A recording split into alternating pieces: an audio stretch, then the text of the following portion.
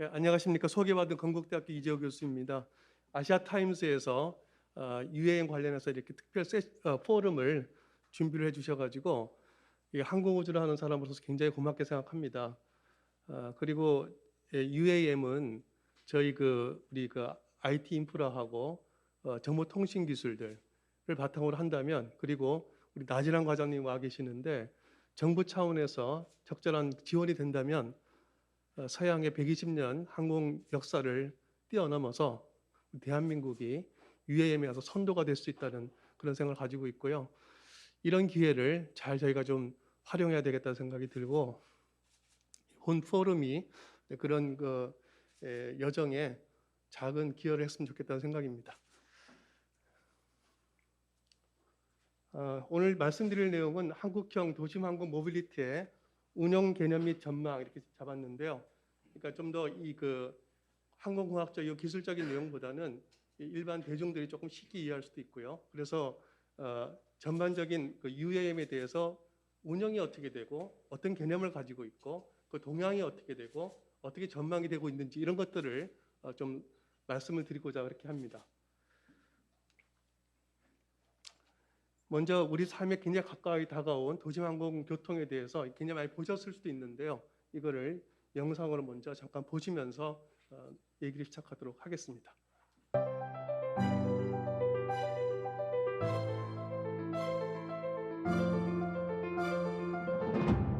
탑승을 하게 되고요. 수직 착륙 되는 것이 UAM의 가장 큰 특징이죠.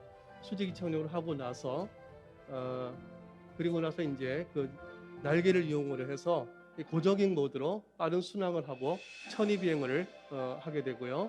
그러는 동안에 지상의 여러 가지 도심 상황이라든지 교통 흐름 관리라든지 이런 것들을 체크를 하게 되고, 나아가서는 인공지능 기반으로 자율 비행을 하게 되고 이제 랜딩을 해서 지상 교통과 다시 연동이 되는 그런 개념이 되겠습니다. 여기에는 굉장히 많은 기술들이 사실은 필요한 거죠. 우리 나 과장님께서 많은 기술에 대해서 말씀해 주시겠지만은 특히 자율이라든지 그런 충돌 회피라든지 항공기 자체 기술이 굉장히 많은 기술들이 있어야만 이런 것들이 보기는 쉽지만 할 수 있을 거라고 생각이 됩니다. 다음 넘어가겠습니다. 그래서 도시항공 모빌리티에 대해서 조금 설명을 드리면 UAM이라고 얘기를 하는데요. 나사에서는 AAM이라는 것이 있습니다. Advanced Air Mobility 한 부분으로 정의를 하기도 합니다. 그래서 좀 더 큰 범위 내에서 이제 UAM이 있는 거죠. 그래서 정의를 한다면은 사람 또는 물자를 탑재하고 도심 내 혹은 도심 외를 저고도, 좀 이따 말씀드리겠습니다만은 저고도로 운항하는 소형 비행체의 운용 체계다, 이렇게 말씀을 드릴 수가 있고, 저희는 이제 이 도심에서 발생한 여러 가지 문제들, 교통 체증이라든지 환경 문제라든지 이런 것들을 해결할 수 있을 것이다라고 생각해서 도심 교통의 대안으로 UAM이 주목을 받고 있습니다. 운용 서비스 모델을 보시면은 초기 모델은 아무래도 에어포트 셔틀이라든지 시티 투 시티, 그래서 시티 셔틀 정도로 사용되지 않을까라고 생각이 되고 있고요. 보시다시피 공항 셔틀이라고 그런다면은 주요 공항에서 도심의 주요 지점까지 셔틀 형태로 운영되는 초기 운영에 적합한 모델이다, 그렇게 얘기할 수가 있겠고, 정기편 혹은 부정기편으로 서비스를 제공할 수 있겠습니다. 거리에 따라서는 교통 흐름 관리자가 뒤에 나올 텐데요. 교통 흐름 관리자가 2개 혹은 혼자서 이제 흐름 관리 업무를 할 수가 있겠습니다. 그 다음에 생각할 수 있는 것이 이제 도시간. 우리나라 같은 경우 서울에서는 사실 전국에 어디나 쉽게 갈 수 있지만은 지방 도시 간에 움직이는 건 사실 굉장히 쉽지가 않습니다. 그래서 UAM 같은 경우는 도시 간에 핀포인트로 움직인다는 면에서는 상당히 활용도가 크지 않을까라고 보고 있고요. 도시 간에 초기 운영 모델에 적합한 그런 것이 될 텐데, 조금 더 장거리 운송이라든지 정기편, 부정기편의 서비스가 가능할 것이다, 이렇게 보고 있고요. 여기는 당연히 이제 각 지역마다 2개 이상의 교통 흐름 관리자가 흐름 관리 업무를 할 것이다, 이렇게 보고 있습니다. 진정한 의미에서 UAM이 된다고 하는 것은 여기 보시는 온디맨드 형태의 에어택시 개념이 될 텐데, 이건 사실 굉장히 좀 성숙한 단계가 돼야만 가능한 그런 단계라고 볼 수 있겠습니다. 그래서 도심 내에서 우리 우버나 카카오 택시 하듯이 그렇게 우리가 앱에 접속을 해서 플랫폼에서 요청을 해서 이제 타는 그런 형태가 될 텐데요. 정책 성숙도 같은 게 한창 좀 향상이 된 이후에 가능한 그런 모델이 되겠고, 이 경우는 대개 한 개의 교통흐름 관리자가 흐름 관리 업무를 수행한다 이렇게 볼 수가 있겠습니다. 그래서 이 도심 항공 모빌리티 하면은 보통의 지금까지는 항공기 하면 항공기 따로, 그다음에 그 운영 따로 다 따로 했었거든요. 그래서 예를 들면은 뭐 에어버스라든지 보잉 같은 항공기 제작사가 있고요. 그 운항하는 데는 완전히 다르죠. 뭐 유나이티드라든지 아메리칸 에어라 이렇게 다 다르게 교통 이 운항자가 있습니다. 에어라이너라 그러죠. 그게 달랐었지만 이 UAM이 되게 되면은 어떤 하나의 시스템으로서 굉장히 연기가 타이트하게 돼 있다. 이제 그런 거고요. 이후 발표가 하나에서도 있으시겠지만은 하나라든지 현대라든지 많은 큰 기업들도 항공기 제작사로서만 만족하지 않습니다. 운항이라는 걸 같이 고려해서 하는. 그래서 전체 이 도심항공 모빌리티 운용 체계를 본다고 하면은 비행체 그리고 환경에 대한 거, 각종 규정들, 교통 흐름 관리, 인프라 이런 것들이 같이 연동이 되는 그런 형태다 이렇게 볼 수가 있겠습니다. 비행체는 비행체에 대한 여러 가지 형상에 대한 거라든지 탑재 장비, 운영 방식, 성능 제한 사항들이 이제 같이 고려가 돼서 비행체가 선정이 되고 운영이 되겠고요. 환경적인 측면은 이제 이 비행체가 주변에 영향을 미치는 소음이라든지 공해 이런 것도 굉장히 사실은 중요하죠. 그런 거라든지 주변 환경이 비행체에 영향을 미치는 예를 들면 기상 조건이라든지 이런 것들이 또 상당히 저고도를 비행하기 때문에 중요한 그런 상황이 되겠습니다. 각종 규정도 중요한데요. 지금까지 저희가 고정익 회전 항공기에 대해서는 굉장히 다양한 그런 운항 기술 기준이라든지 인증 규정 같은 것들이 있어 왔습니다. 그렇지만은 UAM은 사실은 굉장히 새로운 그런 개념들이고 정부 차원에서 이런 규정들을 만들고 있습니다. 그래서 운항에 대한 거라든지 조종사에 대한 것라든지 이런 각종 규정들이 또 잘 정립이 돼서 같이 한 궤를 같이 해야 될 것이고, 특히 중요한 부분이 이제 교통 관리 업무가 되겠습니다. 항공에서는 ATM이란 말을 쓰기도 하고 하죠. 그렇지만은 여기서는 이제 그 정도의 포멀한 것은 아닐 것이고 교통 흐름 관리 정도로 생각을 하고 있고, 그 흐름 관리를 제대로 해야 되는 어떤 회랑을 통해서 어떤 운항 고도에서 어떻게 비행을 할 것이냐 이런 것들이 되겠고요. 그다음에 버티포트라든지 이런 각종 인프라 이런 것들이 같이 모여져야만 도심 항공 모빌리티가 가능하다. 이런 측면에서는 기존의 어떤 항공 시스템보다는 상당히 다른 개념으로 접근이 돼야 된다. 이렇게 생각을 할 수가 있겠습니다. 가장 중심이 된 비행체를 한번 구분을 해보면은 우리가 유인 드론 형태의 멀티콥터형, 그러니까 로터가 여러 개 있는 걸 멀티콥터라고 그러죠. 이 멀티콥터형이 있고요. 양력 추력형, 벡터 추진형 이렇게 세 가지로 크게 현재 개발되고 있는 UAM들은 구분을 할 수가 있겠습니다. 멀티콥터형은 우리가 보통 보는 이 드론하고 비슷한 형태를 가지고 있고요. 다수의 모터를 가지고 프로펠러가 장착이 되어 있는 형태고, 이 추력을 분산시키고 이 추력이 양력을 얻고 추진력 같이 얻는 그런 형태이고, 이 경우의 문제점은 비상 착륙이 돼야 될 경우에 낙하산 전개하는 방법들에 대한 고려가 따로 있어야 되겠습니다. 양력 추력형은 양력을 받는 부분, 수직 이착륙하는 부분하고 추력을 받는 부분, 앞으로 전진하는 부분이 독립적으로 운영하는 그런 경우이고, 이 경우는 트랜지션, 그래서 이착륙하는 거하고 순항하는 거에 이 천위 단계에 대한 고려가 상당히 필요할 것이고, 비상 착륙할 때 일정 구역을 확보하는 그런 것들이 있고, 이 경우는 날개가 있기 때문에 동체 낙하산 같은 것은 제한적으로 운영이 될 수 있겠습니다. 벡터 추진형 같은 경우는 양력과 추력부가 같이 있어가지고 이 수직 이착륙에 썼던 로터를 기울여서 이제 전진할 때도 쓰는 그런 형태가 되겠습니다. 이 경우도 이제 트랜지션이 필요하고요.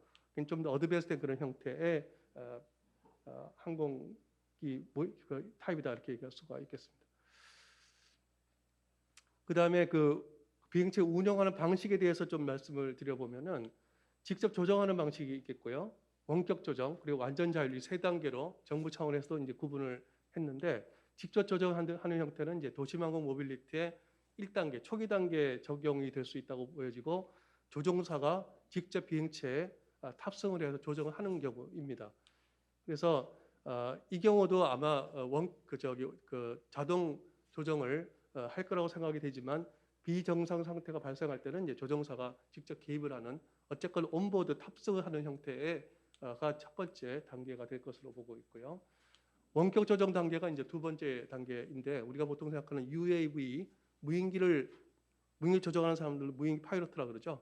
그 GCS라고 해서 그라운드 컨트롤 스테이션을 보고서 조정을 하는 것처럼 조정사는 이 GCS 운항 통제 시스템에 위치를 하면서 이 정상 운항 시에는 제한적 자율 비행으로 갈 수 있지만 그리고 조정사는 모니터링 업무를 수행합니다.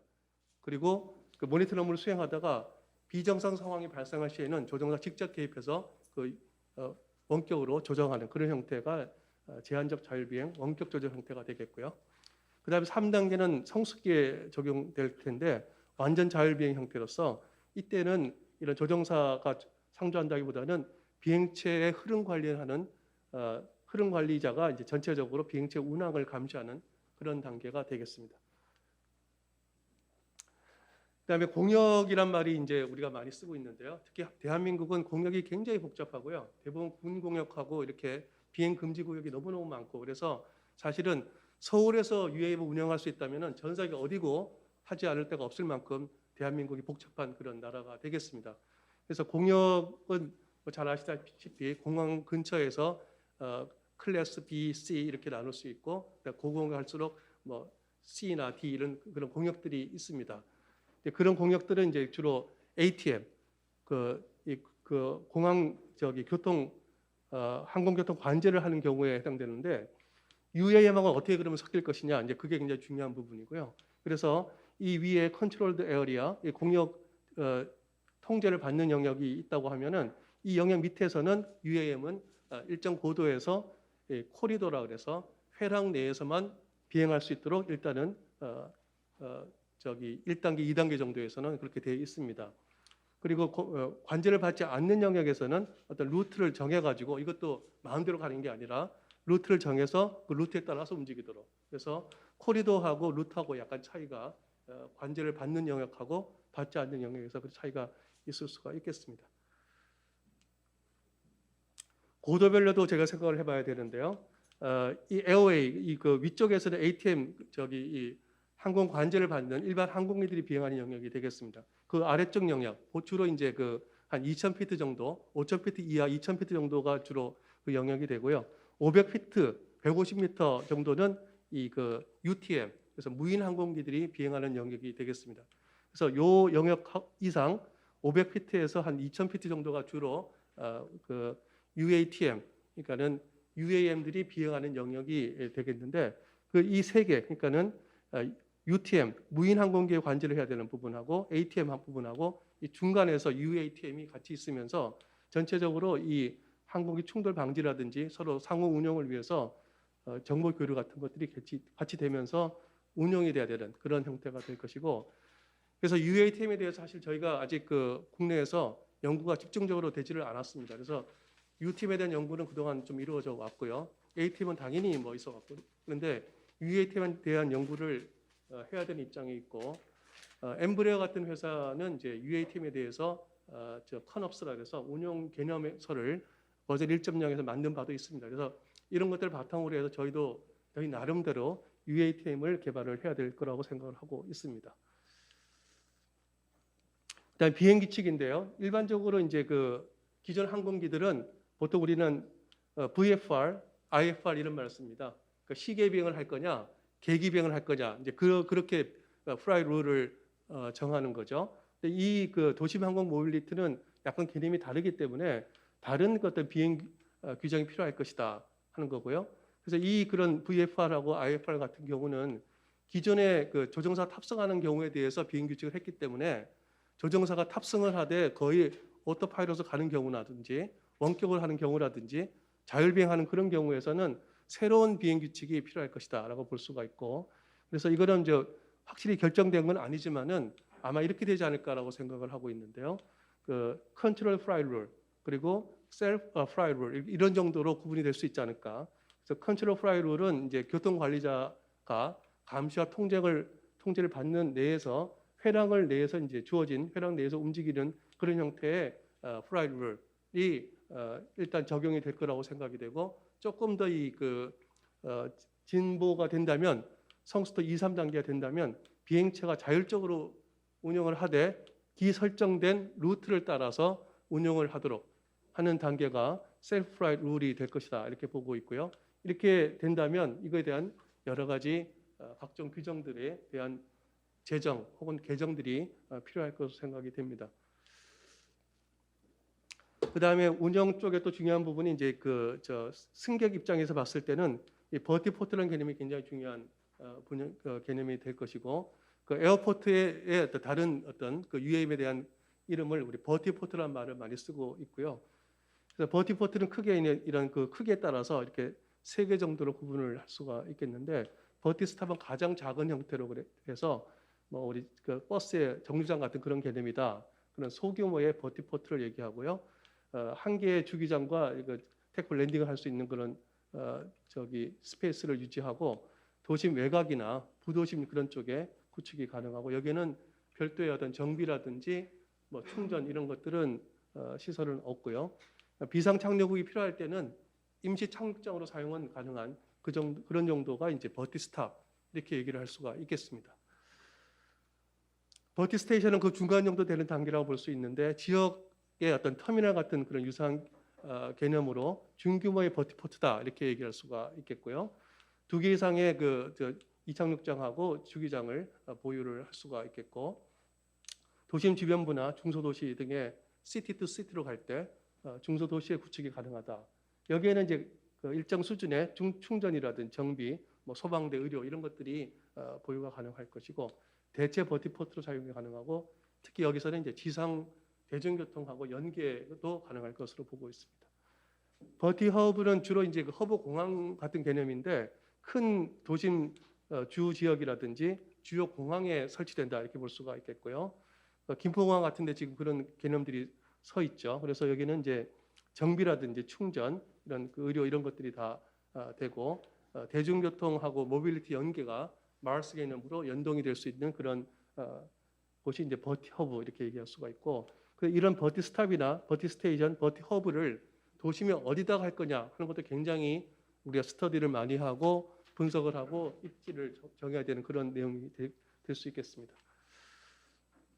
이 부분은 우리 나과장님께 준비하신 내용이 있어서 그냥 간단하게 넘어가겠습니다.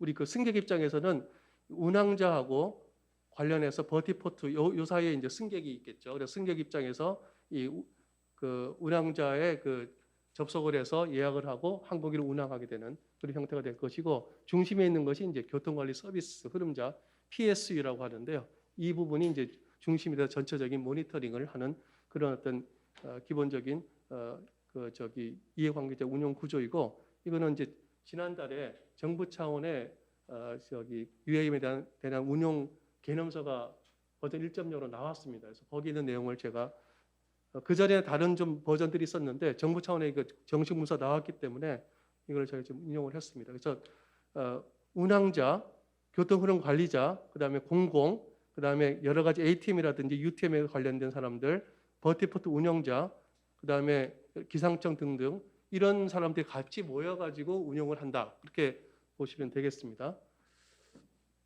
그다음에 이 플랫폼을 구분을 해보면은 비행체 자체의 플랫폼이 있겠고요, 운항 및 교통관리 플랫폼, 승객 입장에서 승객 서비스 플랫폼, 이렇게 나눌 수가 있겠습니다.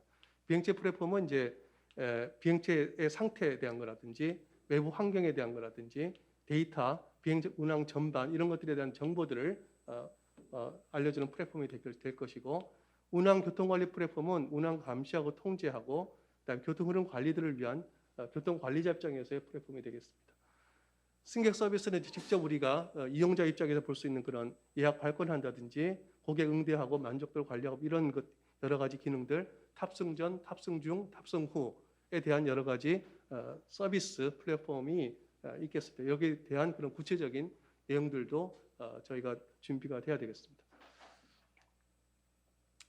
그다음에 가장 사실은 UAM에서 조금 걱정스러운 부분이 안전에 대한 부분이죠. 그러니까 보통 그 3만 피트 이상 비행을 할 때는 잘 모르기 때문에 사람들이 잘 모르는데 그 안전에 대해서 사실은 그렇게 큰 걱정을 하지 않는데 바로 150m 위에서 항공기가 날아다닌다면 굉장히 좀 불안할 거 아니겠습니까? 그래서 항공기가 굉장히 안전해야 되겠다. 이제 그게 첫 번째 우리가 이 항공기를 운영하기 위한 첫 번째 조건이 될 텐데, 그래서 일반적으로는 정상 운항 절차에 따라 하면 되는데 비정상 상황이 발생했을 때 어떻게 될 것이냐 하는 것들에 대한 것들도 저희가 잘 준비를 해가지고 그 매뉴얼대로 준비를 대처를 하는 것이 필요할 거라고 생각이 되고요. 정상 운영 정차는 우리가 보시다시피 이런 9가지 단계로 되어 있는데, 비생전에서 이제 지상 이동을 하고 그다음에 이 버티포트에서 수직 이륙을 해서 모드 전환을 하고 상승을 해서 이제 순항을 하는, 그런 다음에 이제 그 순항을 마치고 나면 하강을 하고 모드 전환해서 착륙을 하고 지상 이동을 해서 이제 그 지상 연계를 하는 이런 일반적인 과정이 되겠습니다. 그 중간에 어떤 여러 가지 어떤 문제가 생긴다든지 그렇게 되면은 대체 포트에 다시 할 수도 있겠죠. 그러니까 이런 정상적인 과정은 이제 우리가 바로 생각할 수가 있는 건데, 비정상 상황이 굉장히 여러 가지가 있는데 그중에 오늘 뭐 시간 관계상 한 가지만 했는데, 예를 들어서 기체 결함이 있다, 또는 응급 환자가 발생했다, 또는 통신이 두절됐다, 뭐 여러 가지 그런 그 비정상 상황이 생길 수가 있겠죠. 그래서 예를 들어서 모든 모터가 페일했다. 이건 굉장히 중대한 그런 결함이죠. 뭐 이런 것이 있었을 때는 어떻게 할 것이냐, 그런 것에 대해서 구체적인 그런 시나리오를 만들고 해야 되겠습니다. 예를 들어서 지금 김포에서 잠실까지 간다, 이제 그런 어떤 거를 가정했을 때 비행을 하다가 그 교통흐름 관리자가 이거 몰랐는데 신축한 그런 크레인이 거기 있어요. 그거 피해 가세요.라는 거를 들었다고 하면 그런 상황에 따라서 들어야 해서 피해 가야 될 것이고요. 또 가다 보니까는 악천후가 있더라. 거기에 대한 그런 것들은 서비스를 기상청 정보로부터 받았다 하면은 거기에 따라서 이 그 루트를 비껴가는 이런 회랑을 조정하는 그런 부분들도 있어야 될 것 같습니다. 그리고 그 다음에 이제 그 갑자기 기체 결함이라는 것이 발생했다는 걸 알았다 했을 경우는, 이 경우는 이제 여러 가지 있겠는데 이제 바로 이제 그 옆에 버티포트가 있다 그러면 회랑을 이탈해서 버티포트에 착륙하는 것이 가장 일반적인 세이프한 방법이 될 것이고요. 이런 게 말하자면 주위에 잘 없다, 그런 경우는 이제 공터 같은데 착륙을 하면서 이때는 소방이나 구급차들이 바로 와서 서비스를 할 수 있도록 그렇게 조치가 돼야 되겠습니다. 그래서 이제 이런 것들을 통해서 이제 그다음에 정상 운영 단계로 다시 갈 수 있다면 가는 것이고요. 이런 어떤 그 비정상 상황의 운항 절차에 대해서도 생각을 해야 되겠습니다. 그 이외에 그 UAM이 성숙되기 위해서 성숙되는 단계까지 가기 전에 여러 가지 형태로도 사실 이용될 수가 있을 텐데, 응급의료 서비스라든지 또는 화재 진압이라든지 이런 쪽에도 이제 사용이 될 수 있을 거라고 생각이 되고요. 특히 이제 그 방산, 그 군용으로 아마 적용되는 것이 아마도 민간보다 더 빠를 수도 있겠다라는 생각도 듭니다. 그러니까 군용 같은 경우는 이 가망 인증에 대한 부분이 굉장히 약화될 수가 있고, 요새는 다 군 시스템도 다 인증을 받긴 합니다만은 훨씬 더 약화되어 있고요. 그래서 그런 면에서는 이 군에서 적용하는 것이 상당히 빠를 수도 있고, 특히 또 이제 그 물자 수송이라든지 군 어떤 그런 이 보급 이런 측면에서 굉장히 사실은 적용이 쉬울 수가 있기 때문에 방사에 활용되는 것이 굉장히 중요한 부분 중에 하나일 것이고, 석유가스 플랫폼 해상 수송, 또는 최근에 우리 항공모함 국내에서 개발하는 얘기도 있었는데 항공모함에도 UAM을 탑재를 해서 하는 그런 얘기들도 많이 나오고 있고요. 관광, 지방도시들은 관광에 대한 것도 굉장히 수요가 큽니다. 그래서 이런 부분들에 대해서 수요가 굉장히 본격화되기 전에도 이런 수요들이 있어서 발전할 수 있겠다는 생각이 듭니다. 그 다음에 이제 그 전반적 운용 개념을 말씀을 드렸고요. 이 개발 동향하고 전망을 좀 해보도록 하겠습니다. 아까 말씀드렸듯이 그 UAM은 비행체만 있는 것이 아니고 운항 자체에 대한 부분들이 같이 결합이 돼서 시스템을 구성한다 이렇게 말씀을 드렸고, 그래서 지금까지는 이제 고고도 3만 피트에 대한 그런 것들이 우리가 운항 체계 기술 기준들이 돼 있었기 때문에 이 저고도에 대한 운항 체계 모델이 현재 선진국들 개발 중에 있습니다. 그래서 미국의 FAA라든지 유럽의 이아사 같은 또 아이카오 이런 데서 이 고밀도 UAM을 위한 여러 가지 규정들을 개발 중에 있고 국내도 우리 국토부를 중심으로 해가지고 여러 가지 그 인증 기준이라든지 운항 기술 기준 이런 것들을 만들고 있는 상황입니다. 비행체 자체는 뭐 굉장히 치열한데요. 전 세계의 그 항공이라든지 자동차, IT 기업들이 굉장히 뛰어들어서 하고 있는데 주로 이제 전기 추진을 베이스로 대부분 하고 있고요. 2인승에서 한 5인승 정도를 현재는 타겟으로 해서 개발 중에 있습니다.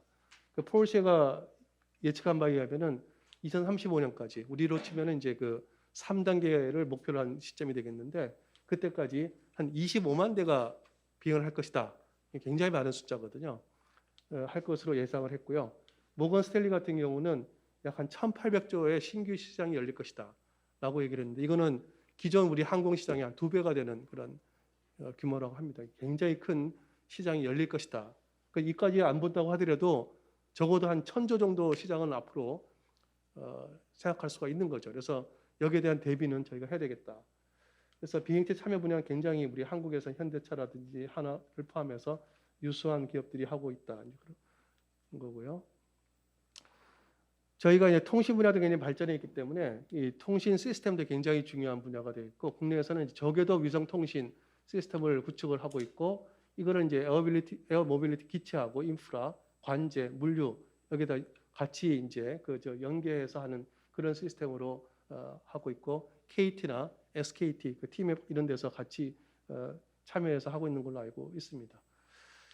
단계별로 어떤 항법이나 또는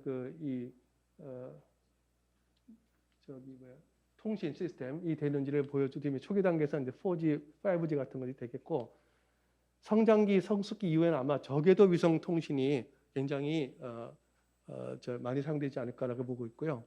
그래서 그런 면에서는 며칠 전에 누리호 발사가 굉장히 큰 의미를 가질 수 있지 않을까 생각이 됩니다. 그다음에 항공기 자체들을 좀 보시면 전 세계적으로 지금 한 400개 이상의 기체들이 개발 중에 있는데 우리가 조금 늦었습니다. 우리가 한 5년 정도 늦었습니다. 근데 그렇게 뭐 많이 늦은 건 아니고요. 그래서 미국의 벨사는 이제 헬리콥터로 유명한 데죠. 넥서스라는 그런 항공기를 개발 중에 있고, 그다음에 볼로콥터하고 릴리움, 독일 회사 굉장히 활발하게 하고 있는데 볼로콥터는 이제 멀티콥터 타입의 비행체를 가지고 있고 다음 달에 국토부 주관으로 하는 시범 행사도 있는 걸로 알고 있습니다.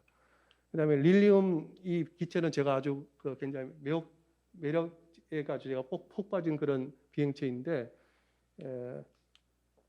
날개가 있는 형태이고요. 여기 뒤쪽에 분산 추진 시스템을 가지고서는 이륙을 할 때는 밑으로 해서 이륙을 하고 순항할 때는 그거를 옆으로 펴가지고는 추진 시스템을 하는 그런 형태로 비행을 하고 있고 그래서 지금 5인승 천위 비행까지 성공을 해서 곧 아마 인정을 받을 수 있는 걸로 두 비행체 그럴 걸로 알고 있습니다.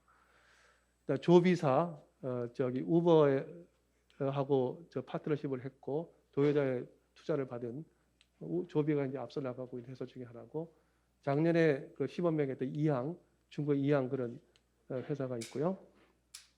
에어버스도 이제 에어버스의 시리버스라는 그런 형태 이런 형태의 비행체입니다. 개발하고 있고 엠브레어도 이부사라는 그런 자회사를 설립해가지고 굉장히 열심히 하고 있고요. 키리홉 그리고 우리 한국에서는 자랑스럽게 우리 한화 시스템에서 굉장히 아주 패시네이팅한 그런 비행체입니다. 4개의 로터를 가지고 비행할 수 있는 그런 비행체 개발 중에 있고 현대차도 작년 1월달에 CES에서 발표를 하면서 깜짝 놀라게 했는데 그때 항공의 개념을 발표를 하면서 이제 개발을 시작을 했습니다. 이 부분은 이제 우리 나 과장님께서 아마 자세히 설명해 주실 거라고 생각되는데 작년에 이제 처음으로 K-UAM 팀 코리아를 만들고 나서 UAM에 대해서 정부 차원의 서포트를 하겠다. 정부의 지원을 확실하게 해주겠다. 민간이 주도하지만 그리고 새로운 시스템을 하고 그게 글로벌 스탠다드가 될 수 있도록 된다면 그 방향으로 UAM을 한번 해보자라는 사실은 전 세계적으로도 정부가 이렇게 적극적으로 지원하는 경우는 별로 사실 유례가 없는 일이고요. 그래서 제가 조금 늦게 시작을 했지만은 아마 이런 시스템을 잘만 활용한다면은 전 세계 리딩을 할 수 있을 거라고 분명히 저는 생각이 듭니다. 그래서 거기 보면 이제 초기 단계, 성장기, 성숙기 이렇게 나누어서 개념들이 잡혀져 있고요. 구체적인 내용은 아마 나 과장님께서 설명을 해주실 걸로 알고 있습니다. 그 팀코리아는 이제 뭐 총괄위원회, 실무위원회 그런 것들이 있고요. 총괄위원회는 국토부의 제2 차관님이 맡고 있고, 실무위원회는 우리 나 과장님이 중심이 돼서 이끌고 계십니다. 여러 가지 업계, 학계, 뭐 지자체 이렇게 해서 같이 하고 있는 그런 거고요. 이 부분은 아마 나 과장님께서 설명해 주실 거라고 생각되는데, 지난달에 발표했던 그런 KUM에 대한 운영 개념서 1.0이 지난달에 나와가지고 거기에 대한 그 구체적인 내용들이 있겠습니다. 그 지자체에 대한 동향들을 좀 살펴보면은 그 서울특별시도 굉장히 열심히 하고 있고, 지난 6월달에 스마트 모빌리티 엑스포를 개최하면서 현대차하고도 굉장히 긴밀하게 협력하는 그런 그 세레머니가 있었죠. 그래서 한화 시스템이라든지 SKT 항공공학공사 이렇게 교통용을 해서 업무 협약체를 구성해서 인프라, 기체, 운항 서비스, 항공교통이라든지 플랫폼, 수용성 등 전문에 협력을 하자 그렇게 했고, 그다음에 교통관리체계 관련해서는 대한항공하고 인천국제공항공사, 항우연 이렇게 해서 협약을 체결한 바 있습니다. 경상남도는 이제 그 항공의 메카라 그러죠. 그래서 거기에 진주, 사천 지역을 중심으로 해가지고 드론 실증 단지가 있고, 경남도가 민간군 협의체를 구성하고 있고, 다음 주에 아마 KPAV UAM 컨퍼런스를 하는 걸로 알고 있습니다. 그 경남 테크노파크를 통해서 여러 가지 행사들을 이렇게 하고 있고요. 경상북도, 그다음에 부산광역시, 인천광역시 굉장히 열심히 하고 있는데, 특히 그 부산광역시 같은 경우는 이 해안 쪽에 상당히 많은 그런 이 비행 실증할 수 있는 노선들을 만들 수가 있고, 그래서 가덕도 신공항이 어떻게 될지는 모르겠지만은 가덕도 신공항이라든지 또는 북항이라든지 해운대, 광안리 이런 지역들을 연계를 해가지고 버티포트를 잡고 루트를 잡는 그런 연구들을 굉장히 활발하게 하고 있고, 특히 관광 쪽에도 굉장히 많이 하고 있는 걸로 알고 있습니다. 부산시는 드론쇼 코리아를 수년간 개최를 하면서 그런 어떤 인프라나 그런 경험들을 가지고 있고요. 인천시 같은 경우도 뭐 마찬가지로 이 인천공항공사가 거기 있으니까 굉장히 활발하게 하고 있는 걸로 알고 있습니다. 그다음에 저희 건국대학교에서 하고 있는 걸 잠깐 말씀을 드리면, 국토부에서 이제 지원을 받아가지고 제가 5년 동안 2019년부터 시작을 해가지고요, 2023년까지 그러니까는 여러 가지 개인항공 UAM에 대해서 안전운항 체계, 운항 기술 기준 이런 것들에 대한 연구를 지금 하고 있고 3년차 연구가 거의 끝나가고 있습니다. 그래서 특히 그 UAM 관련해 가지고 이런 그 운항 체계와 운항 기술 기준을 어떻게 만들면 될지 그런 연구들을 하고 있고, 그래서 아마 5년차가 끝나게 되면은 운항 체계 연구하고 운항 기술 기준에 대한 어떤 드래프트 같은 정도의 분야, 예를 들어 조종사는 어떤 사람이 돼야 되겠고, 공역은 어떻게 해야 되겠고, 이런 것들에 대한 기술 기준, 운항 체계에 대한 내용들을 보고서 형태로 낼 수 있을 거라 생각이 되고, 그래서 비행체가 이제 들어왔을 때 한국에서 안전하게 운항하기 위한 그런 규정이 필요하죠. 그래서 규정으로 사용될 수 있는 그런 목표로 해가지고 하고 있고요. 그래서 저는 처음에는 제가 운항 전문가는 아니기 때문에 사실 이 과제 제안을 받았을 때 조금 걱정스러웠는데, 하다 보니까 굉장히 중요한 그런 연구이고, 그래서 국가적으로 굉장히 중요한 연구이고, 그래서 굉장히 사실은 요새는 여기에 굉장히 많이 좀 몰입을 하고 있고요. 다행히 또 다행이라기보다는 어떻게 말씀드릴지 모르겠지만은 지금 그 파이러트들이 사실 굉장히 많이 지금 어베이러블 하지 않습니까? 그래서 제가 이제 리크루트를 했더니 그 기장님들이 많이 또 저희 연구소에 많이 또 이게 오시게 돼갖고 저희 연구소에 지금 기장이 3분이 있습니다. 그래서 그 기장들하고 같이 이런 그 기술 기준에 대한 그런 연구들을, 그 운항에 대한 연구들을 하고 있습니다. 이제 거의 마지막인데요. 이 전망을 한번 보는데 갑자기 우리가 느끼기에는 작년 1월 달에 갑자기 정의선 사장이 CS 가가지고 현대차가 이거 합니다 하고 깜짝 놀랐잖아요. 갑자기 어떻게 이렇게 됐을까?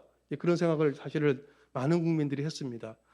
근데 그게 사실은 처음은 아니고요. 2000년 초반부터 시작해서 플라잉카라는 개념으로 해서 굉장히 정말 집중적으로 이 3차원 플라이 이 운항을 도심에서 해야 되겠다 하는 생각들을 많이 했었고, 나사 같은 경우는 나사의 PAVE라 그래가지고 2000년부터 2001년부터 2004년까지 한 3년 정도 연구를 했었어요. 저도 조지아 텍에 거기 있으면서 이 연구에 간접적으로는 참여를 하게 됐는데, 결국은 3년 만에 접었습니다. 그런 이유가 뭐냐 하면 그 당시에는 항공기의 자율도에 대한 개념들이 좀 굉장히 낮았고요. 그래서 예를 들어서 미숙한 운전자가 비행을 했을 때 어떤 일이 발생할 거냐, 아무도 책임 못 지는 거죠. 그래서 비행체 자체에 뜨게 하는 건 하겠는데 실제로 그런 어떤 자율적인 운항에 대한 개념들이 굉장히 작았고요. 그리고 소음에 대한 부분, 그 당시에는 전기 추진에 대한 부분이 거의 없었습니다. 그래서 일반 엔진을 쓰는데, 엔진과 프로펠러를 쓰는데 그 소음을 어떻게 할 것이냐, 뭐 그런 거라든지 여러 가지 그 규정들 등등 해가지고 거의 힘들다고 봤고요. 그래서 접었고, 지금은 시대가 아니다라고 했고, 그리고 나서 2010년 정도에 잘 아시다시피 멀티콥터라는 개념이 나왔죠. 이거는 이제 드론, 그러니까는 무인기인데요. 로터를 여러 개를 갖고서는 심플한 그런 개념으로 RPM만 조절해가지고 비행을 할 수 있는 형태로 하다 보니까 굉장히 이착륙이 아주 쉬워지는 거예요. 조정이 헬리콥터처럼 복잡한 그런 스와시 플레이트라든지 그런 힌지 이런 거 필요 없이 로터의 RPM만 가지고선 모든 조정이 가능하다 하는 것을 드론이 보여줬어요. 그러니까 이걸 좀 크게 만들면 사람이 탈 수 있지 않을까라는 개념이 자연스럽게 나오는 거죠. 그래서 유인 드론이라는 말이 나오게 됐고요. 그래서 이렇게 말하자면은 멀티콥터가 거의 말하자면은 트리거링을 했다 이렇게 볼 수가 있겠습니다. 그래서 이 전기 동력을 이용을 하고 멀티콥터 개념을 이용을 해가지고 심플하게 조정이 가능한 그런 형태의 그런 기술을 바탕으로 해가지고 이제 이항하고 볼로콥터는 다 이 멀티콥터 개념으로 시작을 한 초기의 그런 단계의 UAM인데 다 그렇습니다. 그래서 불과 이항이 2016년 1월 달이었으니까 우리 2020년 1월 달에 우리가 발표했잖아요. 그러니까 4년 차이 나는 거죠. 4년 정도의 갭을 저희가 조금 갖고 있는데, 그래서 이제 이항이나 볼로콥터 이렇게 하고 그 이후에 이제 전기 동력, 수직 이착륙 이런 것들이 쉬워지면서 폭발적으로, 그리고 자율에 대한 것이 되면서 이제 수요가 늘어날 수 있게끔 되는 그런 거라고 볼 수가 있고, 여기에 대한 인력의 수요도 굉장히 폭발적으로 필요할 것이다 이렇게 보고 있고요. 우리 국토부에서는 이제 스마트 모빌리티, 디지털 트윈, 자율주행 이런 것들은 이제 20대 유망 기술이다 이렇게 선정을 해서 집중적으로 육성을 해야 되겠다 이렇게 생각을 하고 있습니다. 그래서 그런 측면에서 이제 디지털 트윈 기술이라는 거 아마 여러 분야에서 들어보셨을 텐데 굉장히 중요한 그런 기술이 될 것이고요. 앞으로는 UAM 안전 운항이 굉장히 중요하기 때문에 미리 그걸 다 담보하고 체크하고 확실히 하지 않으면 아무도 탈 사람이 없어요. 그래서 이런 디지털 환경에서 이 모든 시뮬레이션을 통해서 안전하다는 것을 한 대가 비행할 때는 그나마 됩니다. 근데 굉장히 많은 비행체가 동시다발로 비행을 하는 그 순간에서는 시뮬레이션을 통해서 확실하게 하지 않으면은 비행을 할 수가 없는 그런 거기 때문에 이 디지털 트윈을 이용을 해서 이 비행체에 대한 그런 시뮬레이션을 하는 것이 굉장히 중요한 거고, 특히 인공지능을 이용해서 이제 이 예측을 하는 것이 굉장히 중요한 것이 되겠습니다. 그래서 이런 여러 가지 단계별로 이 수많은 변수를 가진 도심 환경에서 안전한 운항을 하기 위해서는 이런 디지털 트윈 기술이 필요하다 그렇게 얘기할 수가 있고요. 그래서 요새 보면은 디지털 트윈 하면은 사람들이 어떻게 생각하냐면 이 첫 번째 것만을 얘기하는 경우들이 많아요. 그러니까는 이 실제 환경을 디지털로 옮겨놨다. 그러면 디지털 트윈이다 그렇게 생각하거든요. 그건 아니고요. 그거는 디지털 리플리카입니다. 디지털로 변화한 어떤 모델에 불과한 것이고, 거기에 여러 가지 데이터가 들어가야 되고요. 운영 데이터라든지 수명 사이클에 대한 데이터들을 확보하고 이를 통해서 정밀하게 실제처럼 시뮬레이션하는 기술이 필요하고, 그걸 바탕으로 가장 중요한 것이 미래를 예측할 수 있어야 됩니다. 그러니까 기존의 여러 가지 운영 데이터, 기체 데이터 이런 것들을 갖고서 이런 상황이 왔을 때는 어떻게 될 것이다 하는 것들을 예측을 하는 것까지를 디지털 트윈이라고 합니다. 그래서 그러니까 항공기 쪽에 특히 디지털 트윈이 첫 번째 이제 엔진 정비할 때 시작이 됐는데 지금은 전 산업 분야에 다 이용이 되고 있죠. 특히 이제 메타버스 하면서 더 이게 지금 확장이 되고 있는데 단순히 디지털 리플리카만은 아니다 하는 거고요. 운영 데이터가 이제 필요하다. 그리고 그 리얼 데이터, 리얼 월드하고 디지털 월드와 간에 서로 상호간에 왔다 갔다 하면서 그 리얼 월드에서 생겼던 문제점들 다시 쪽에 해서 저게 스티뮬레이션하고 그 결과를 주고 하는 이런 어떤 상호작용도 굉장히 중요한 부분이 되겠습니다. 그래서 이런 말씀 드리는 거는 이제 UAM은 굉장히 그 안전성이 담보되지 않으면 사람들이 굉장히 타는데 어떤 저하감이 생길 수 있기 때문에 그런 것들을 우리가 보여주는 거 그리고 확실하다는 것을 알리는 것이 굉장히 또 중요한 부분이고 실제로 그렇게 돼야만 이게 운영이 될 수 있을 것이다라는 생각이 드는 거죠. 그래서 저희 연구소에서 많이 하고 있는 건데요. 그 리얼 월드가 이렇게 있다고 하면 여기 다양한 UAM들이 비행을 하고 있는 이런 환경이다 했을 때 이거를 제대로 우리가 예측하기 위해서는 이런 기술들을 우리가 오퍼레이셔널 디지털 트윈이라는 그런 말로 쓰고 있는데 이런 쪽에서 이런 기술들이 필요하다고 볼 수가 있고요. 가장 중심이 되는 것은 하이 피델리티 시뮬레이션. 이 말하자면 기체도 그렇고 이 모든 플라이 패스도 그렇고 이런 것들이 굉장히 정확해야 되겠습니다. 그 정확한 그런 시뮬레이션이 가능해야 되겠고 그 다음에 이미지 프로세싱이나 또는 여러 가지 동적 정적 그런 장애물들을 인지하고 회피할 수 있는 그런 기술들, AI 베이스의 그런 미션 플래닝이라든지 리플래닝 한다든지 패스 스무딩 한다든지 이런 기술들이 필요하고 그런 것들을 바탕으로 해서 AI 베이스로 디시전 메이킹을 하고 하는 그런 것들이 같이 모여져서 오퍼레이셔널 디지털 트윈이 되는 거고요. 그러니까 이게 제대로 돼야만 이걸 가지고서 회사 내에서나 교통관리 흐름자나 이런 것들을 가지고서 플래닝을 하고 안전하다는 걸 보여주고 또 이제 어떤 상황이 생겼을 때 AI를 베이스로 해서 디시전 메이킹을 하고 뭐 그런 것들이 돼야 될 것으로 생각이 됩니다. 조금 시간이 지났는데 여기까지 제 발표를 마치도록 하겠습니다. 네, 감사합니다.